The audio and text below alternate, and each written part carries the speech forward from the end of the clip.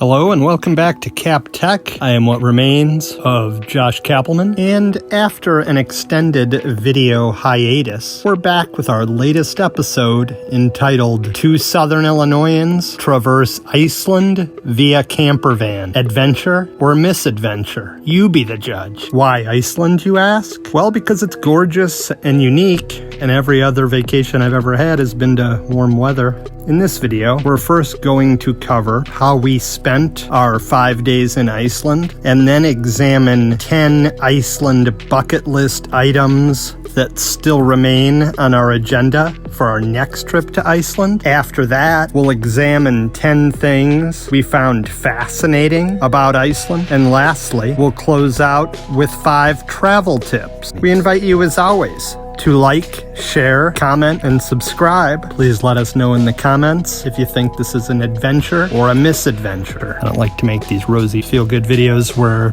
everybody's vacation looks like it's perfect except yours. I'll give you the real deal, the bad and the good. Now let's get started. We get into Reykjavik Airport a little late, through no fault of our own, and opt for a night in a hotel before picking up our Marco Polo campervan first thing in the morning. We did this to avoid a €250 late pickup fee, which was quite a bit more than a hotel. We didn't have to buy the day that we missed from them, or rent the day that we missed, but we did upgrade our insurance because we heard a couple rumors about people having to pay out due to getting hit by objects due to wind, and we didn't want to fall into that trap. On our second day of vacation, our first full day in Iceland, we stopped for some groceries after picking up our camper van, and then we went to see a waterfall at, I'm going to butcher some of these Icelandic pronunciations, I apologize. It's Lani Waterfall.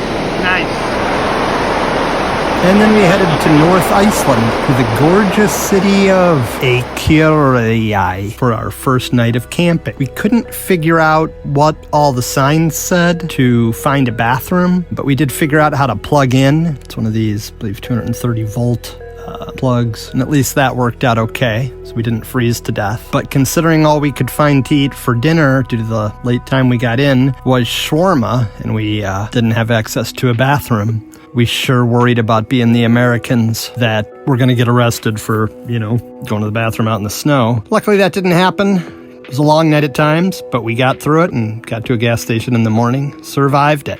Day 3 of vacation, second full day in Iceland. We drove from Reykjavik to Delvik and took the ferry to Grimsey Island to check out the views and to visit the only part of Iceland within the Arctic Circle. The waves on the way out to the island were horrible, and even though the wife and I are both experienced boaters and have no history of seasickness, a full-scale barf-o-rama erupted, and soon after we were throwing up, everybody on the ferry was, or at least all the 10 or so passengers, and the place just smelled just plain terrible. True barf-o-rama. The pamphlets made this place look adorable, and it's neat, but you only have a couple hours to walk around and go, kiss the Arctic Circle, so to speak, once you're there. And, it's no fun being pukey. As a funny aside here, as we pulled into the island, everybody else, like the other passengers, were throwing out their puke bags and kind of gathering in shame around in the trash can. But then I just went up and kind of walked between them a little bit, politely enough, and then threw out my whole sweater, which had become, soaked in puke. Anyway, that type of thing is why I raise the gauntlet for you to let me know if that is adventure or misadventure, the nautical version of Stand By Me. After that, we're nice and hungry, so we found a place for a burger and beer afterwards. It was good, but of course expensive, in downtown Reykjavik, where there's stoplights that look like hearts and hearts all over the place. It's a great looking, Nordic village, about 17,000, second largest city in Iceland, about the same size as my hometown of Ottawa, Illinois. We went back to the same place to camp that night. This time, we were able to figure out where the bathrooms actually were. That evening, we went to the public swimming pool in Reykjavik, where they have a water slide and hot tubs, geothermal powered. It's amazing. You wouldn't think of a cold weather destination as a place where you could swim, but you sure can. We visited in November and were able to swim. There's a water slide and everything else. Interestingly enough, you do get the lecture about make sure you shower naked and wash everything with soap, and they do keep an eye on this somewhat. Kind of an awkward lecture to get when you're this age, but what I thought was ironic at the very least, though, where there's 3 Icelandic boys that kept pulling their shorts down so they could go faster down this little water slide, and then running back up the stairs with their little butts hanging out. I mean, I don't, whatever, but I just thought it was kind of ironic to get a lecture about, sanitary stuff, so to speak, and then to see them taking their butts out. But more power to them. Moving on. The next day, third full day in Iceland, we began to make our way back towards Reykjavik, stopping at a couple of waterfalls, or fosses in Icelandic, before having some dinner at a restaurant spa named Krama. After dinner, we went for a swim, and there was an Icelandic police car that waved us in, didn't really pull us over, it was more like a roadblock, and gave us a breathalyzer, and we found out that their drinking and driving limit is 0.05, and we were fine. I mean, we weren't above that. Go on, a little bit frazzled, However, some of their speed limits on gravel roads are ridiculously high, so I wonder why they couldn't have a little more of a culture of restaurants and breweries, or increase that limit a little bit, and then decrease the speed limit on some of these gravel roads. Maybe you could offset the risk there, Iceland. That's really my only critique. I think you guys got a lot of it figured out. Love going there, looking forward to coming back. Wish there was more breweries that you wouldn't get in trouble for having a mild blood alcohol level while you're on vacation. But I mean, I don't want to fall in a volcano or off a cliff either. I get where you're coming from, but that's my 2 cents. We then camped another night north of Reykjavik, which is a beautiful area, so that we could rest up for what would be our last full day in Iceland. On the 5th day, we visited Thingvellir National Park before trying unsuccessfully to find a volcano nearby during a whiteout.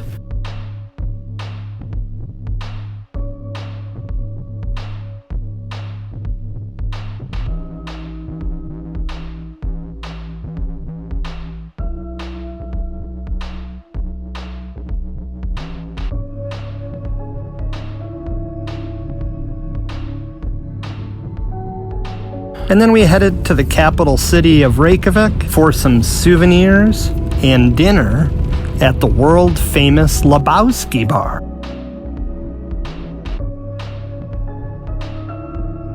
To top off an already great day, we camped just about 6 inches, quote-unquote, from the Penis Museum, which we didn't know was in Reykjavik, but it is. And we got up and left the following day. After a layover in London, we headed home to the States.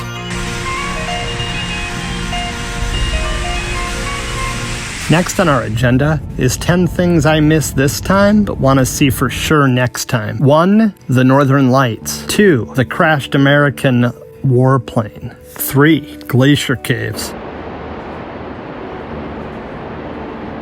4, Diamond Beach. 5, the hot river. 6, a volcano that I can actually see and find that doesn't kill me, preferably. Jinx myself. 7, more waterfalls that I can hike around, walk behind, but never, ever be able to pronounce correctly. 8, Althingi, the oldest parliament in the world, near Thingvellir National Park, but I didn't get there. 9, the John Lennon Peace Memorial. I actually had time, we could have worked that in, but it seemed a little overpriced. Next time. And then lastly, I reserve the right to change my mind on this. Maybe next time we'll go to the Penis Museum. Thinking about leaving them, my screw. If they'll take it, after I go, not now. But we'll worry about that another time. Next section, 10 things about Iceland that you may find fascinating. 1, they likely discovered North America before Columbus.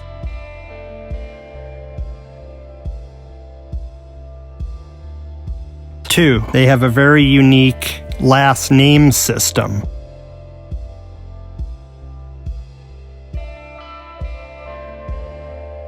3, they don't tip servers and waitresses, barmaids.